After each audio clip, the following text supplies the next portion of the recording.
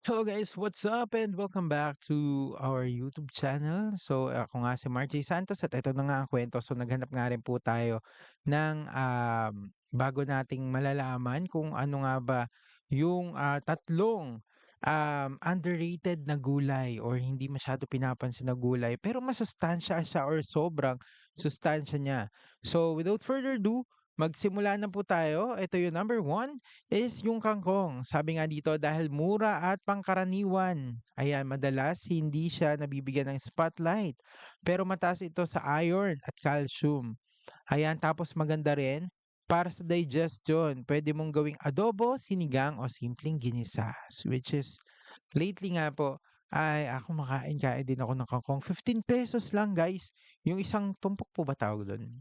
Isang kumpol, parang isang tumpok yata. Basta yun, yung ganun. So madami-dami na rin siya. So yung mga 30 pesos, marami na rin kayong malulutong kangkong again.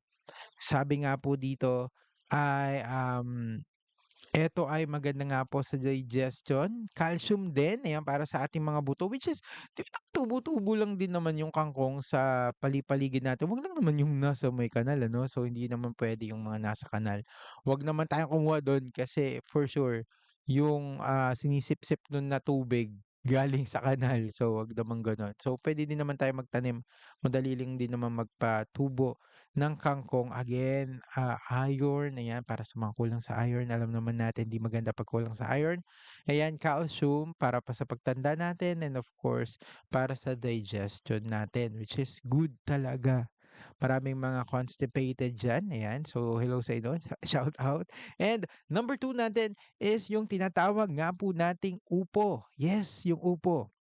Ayan. Simple lang ang lasa kaya akala ng iba walang kwenta, 'di ba, yung upo?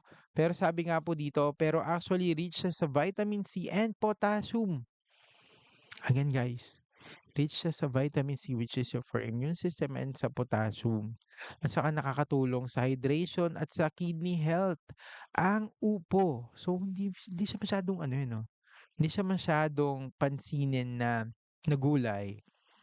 Which is hindi dapat talaga na pinagwawalang-bahala natin. Biro mo sa kidney, maraming mga may sakit sa kidney now, which is kailangan pala kumakain din tayo ng mga ganyan-ganyan siyempre para matulungan din naman natin of course yung mga internal organs natin and maganda pa sa hydration. Sabi pa nga dito ang sarap niya sa miswa o ginisang may hipon. So 'di ba, yun yung mga puwede nating, isipin na puwede nating, gawin. Actually upo ba yun? Ay hindi kondol pala yun. Iba pala yung kondol 'no, yung parang candy, ayan. Masarap yun, naalala ko lang. And number three is yung sayote. 'Di joke lang, sayote. Ayan, madalas nakikita lang sa tinola, ayan, of course, tinola, which is yung upo din nakikita din natin sa tinola minsan 'no.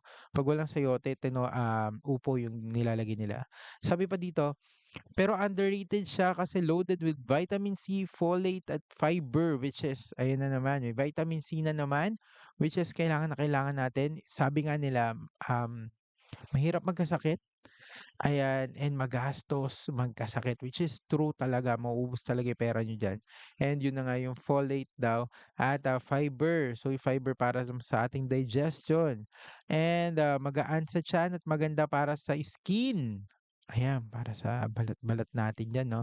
Puwede natin siyang gawing, ginisa, lumpia o salad. Parang hindi ko pa natitikman yung sayote na lumpia 'no, tama ba? Or yun ba yung ano, yung lumpiang Shanghai na ay Shanghai, hindi pala. Ang bungol ko dun lumpiang, what do you call this? Yung lumpia na fresh, parang gano'n. Basta yun ba yun? Kasama ba siya dun? Hindi ko alam, eh. Pero kung hindi siya kasama dun, di ko pa natitikman. Ayun. So yung salad which is uy masarap mag-salad guys. Try natin ulit mag-salad-salad. Healthy na nakakabusog pa. Actually nakaka-miss din yun ta's bili lang kayo ng Clara Ole.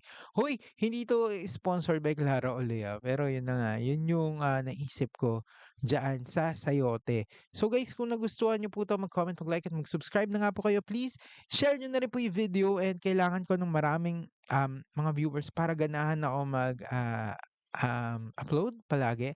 Kasi medyo lately talaga, I don't know why, pero parang hindi talaga kaya ng kuwan ko, parang nawawalan akong gana sa lahat ng bagay. So sabi nung doktor ko yun nga daw kailangan ibalik ko yung excuse me, pagva-vlog ko.